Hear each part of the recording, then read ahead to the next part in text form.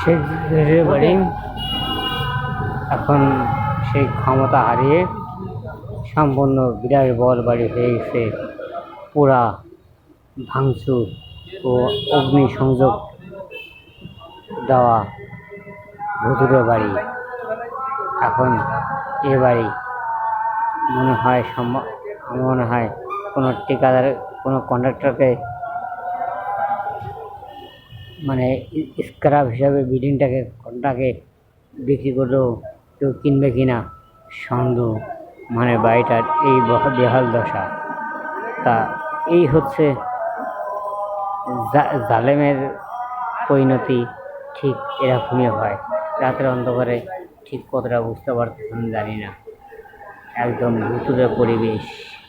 যে ক্ষমতাধর ব্যক্তি সে বাড়ির চারপাশে থাকতো, এই গেটের সামনে থাকতো পুলিশ,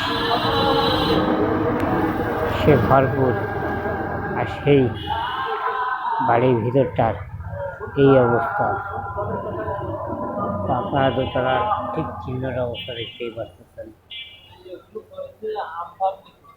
দোতলা থেকে শুরু করে একদম নিচে গ্যারেজ, রুম, কোনো কিছুই বাকি নেই। ভাঙচুর, লুটপাট এবং অগ্নিসংযোগ থেকে শুরু করে কোনো কিছুই বাদ নেই।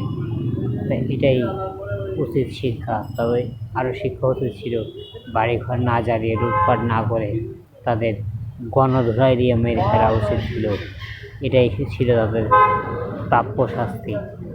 তো ধন্যবাদ। যদি ভিডিওটা ভালো লাগে অবশ্যই লাইক, কমেন্ট ও শেয়ার করবেন। আর যারা এখনও সাবস্ক্রাইব করেন অবশ্যই সাবস্ক্রাইব করবেন। ধন্যবাদ। আসসালামু আলাইকুম।